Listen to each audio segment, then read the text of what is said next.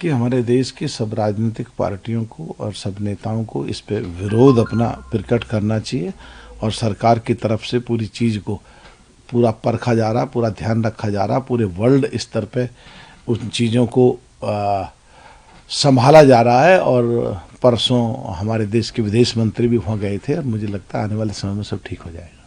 फिर इंदौर में जो प्रदूषित पानी का मुद्दा आ रहा है उस मामले को लेकर 2 ऑफिशियल को सस्पेंड किया गया है, एक को सेवा से बर्खास्त किया गया है और इस पूरे मामले में जो मृतकों की संख्या है वो 13 तक पहुंच गई है। देखिए, वहाँ पूरा सरकार ध्यान रखे हुए है और सरकार जनता की तरफ पूरा सब चीज़ों को वॉच करके और की जांच कराई गई है। जो लोग दोषी इसमें पाए गए थे उनके खिलाफ एक्शन लिया गया है। जांच आगे भी चालू है। अगर कहीं भी और किसी की भी लापरवाही पाई जाएगी तो उस लापरवाही की सख्त सज़ा उन्हें भी मिलेगी। अगर कोई और इसमें आगे लिप्त या कहीं किसी की ढील या कहीं किसी की लापरवाही पाई गई।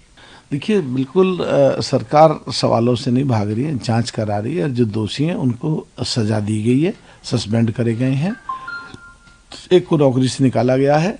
और जहाँ तक बात है कि कोई जहाँ सरकार है सवाल नहीं पूछ सकते तो फिर ये सवाल आया कहाँ से जो आप मुझसे पूछ रहे हो और मैं फिर जवाब किस चीज़ का दे रहा हूँ।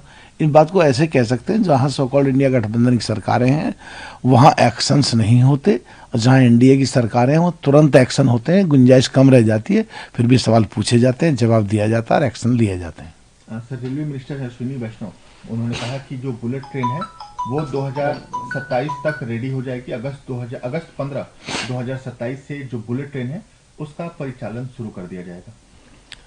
देश के लिए एकदम गर्व की बात है कि बुलेट ट्रेन को 2-3 स्टेटों का पूरा फ़ायदा मिलेगा और देश की आर्थिक राजधानी मुंबई तक वो जाएगी। और हमारा देश बुलेट ट्रेन के जब वो चलेगी तो उसको देखते हुए जो वर्ल्ड के पैमाने पे जो विकसित देश हैं उनकी तरफ जो लगातार हम आगे बढ़ रहे हैं और जो 2025 में हमारी चौथी इकोनॉमी हो गई है तो वो अपने यातायात के साधनों की तरफ भी इतनी तेजी से तरक्की कर रहे हैं, उसमें एक और पायदान की तरफ ऊपर जाएंगे हम। वीके न्यूज उत्तर प्रदेश उत्तराखंड, सच का सारथी।